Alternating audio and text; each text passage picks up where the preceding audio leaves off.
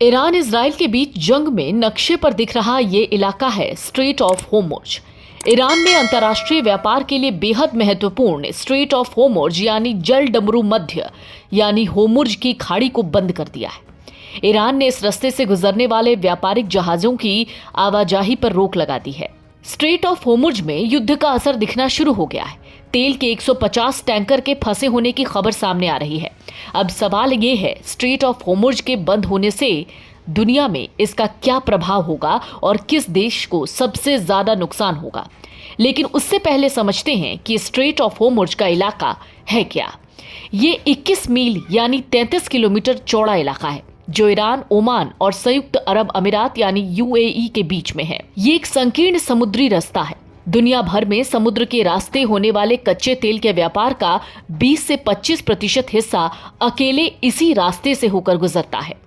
Saudi अरब, Iraq, Kuwait, UAE जैसे तेल उत्पादक देश अपना तेल इसी रास्ते से दुनिया को भेजते हैं। इसके अलावा कतर की पूरी एलएनजी सप्लाई भी इसी पर निर्भर है। इस संकरे समुद्री मार्ग से रोजाना लगभग 2 करोड़ बैरल कच्चा और रिफाइंड तेल गुजरता है जो वैश्विक तेल खपत का लगभग 5वां हिस्सा है। अब जरा समझिए, स्ट्रेट ऑफ होर्मुज के बंद होने से किस देश पर क्या असर पड़ेगा। इसमें सिर्फ भारत का नाम नहीं है, इसमें जापान, पाकिस्तान, चीन, खुद ओमान, सऊदी अरब जैसे कई और देशों का नाम है। इतना ही नहीं, तुर्की भी इससे प्रभावित होगा। तो चलिए सबसे पहले भारत पर इसके असर को समझते हैं। भारत पहले ईरान से भी तेल खरीदता था, लेकिन अब अमेरिकी प्रतिबंधों के बाद 2019 से भारत ने ईरान से तेल आयात लगभग बंद कर दिया है। वर्तमान समय में भारत अपनी ऊर्जा जरूरतों को पूरा करने के लिए मुख्य रूप से इराक, सऊदी अरब, यूएई, रूस और कुवैत से कच्चा तेल खरीदता है। इनमें से कई देशों का तेल भी स्ट्रेट ऑफ होर्मुज के रास्ते से ही भारत तक पहुंचता है। इस सप्लाई के रुकने से भारत, चीन जैसी एशिया की बड़ी अर्थव्यवस्थाओं पर व्यापक असर पड़ेगा।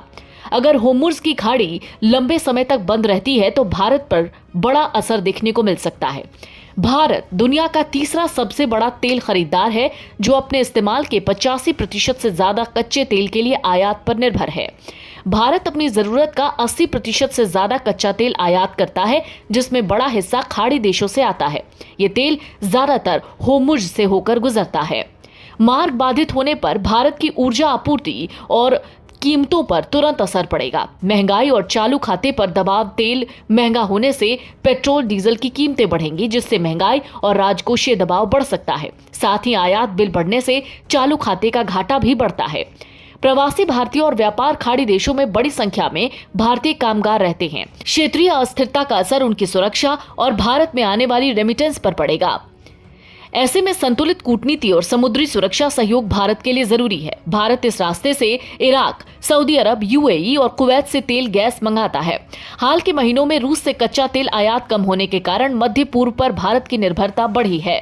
एक्सपर्ट्स कहते हैं, तनाव लंबे समय तक बना रहा तो तेल की कीमतों में इजाफा हो जाएगा। कच्चे तेल की ऊंची कीमतें रिफाइनिंग मार्जिन को कम करेंगी और भारत का आयात बिल बढ़ाएंगी, जिससे चालू खाते के घाटे और रुपए पर दबाव बढ़ेगा।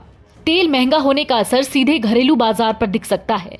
ऐसी स्थिति में पेट्रोल, डीजल, एलपीजी और गैस की कीमतों में बढ़ोतरी हो सकती है। इससे आम लोगों के खर्च और महंगाई पर असर पड़ सकता है। अब जरा चीन पर इसके असर को समझिए। चीन सबसे बड़ा तेल आयातक है जो 10 मिलियन बैरल प्रतिदिन मंगाता है। 40% तेल चीन इसी रास्ते से यानी स्ट्रेट ऑफ होर्मुज से मंगाता है। इतना ही नहीं, चीन ने रूस और मध्य एशिया के साथ तेल और गैस आयात करने के लिए विशाल पाइपलाइन नेटवर्क बनाया है। इसके बावजूद भी चीन 20% ऊर्जा हासिल नहीं कर पाता है।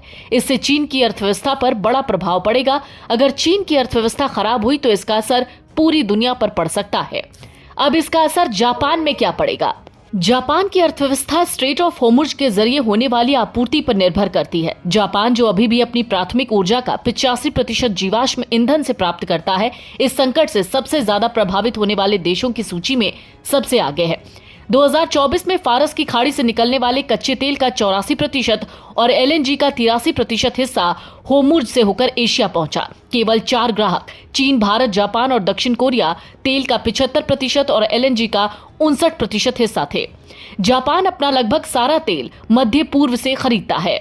अगर तेल की कीमत लगातार 120 से 130 अमेरिकी डॉलर के बीच बनी रहती है तो इससे जापान का आयात बिल बढ़ेगा, व्यापार घाटा भी बढ़ जाएगा। इससे येन पर नया दबाव पड़ेगा और मुद्रास्फीति से निपटने के लिए बैंक की कोशिशें और भी जटिल हो जाएंगी।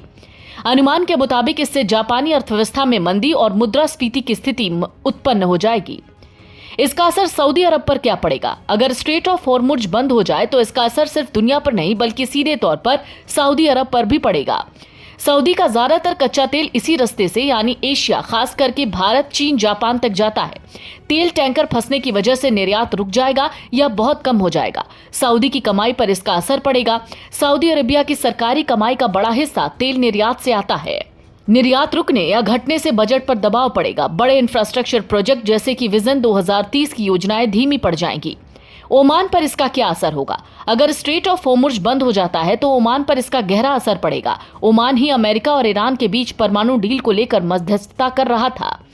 पाकिस्तान पर भी इसका असर पड़ेगा। पाकिस्तान अपनी जरूरत का ज्यादातर तेल खाड़ी देशों सऊदी अरब, यूएई से आयात करता है। आंकड़े कुछ ये भी कहते हैं कि चीन 20 मिलियन टन के साथ सबसे बड़ा खरीदार रहा, जबकि 12 मिलियन टन के साथ भारत दूसरे स्थान पर है। ताइवान 8 मिलियन टन, पाकिस्तान, दक्षिण कोरिया 7 मिलियन टन कतर की गैस पर भारी रूप से निर्भर है।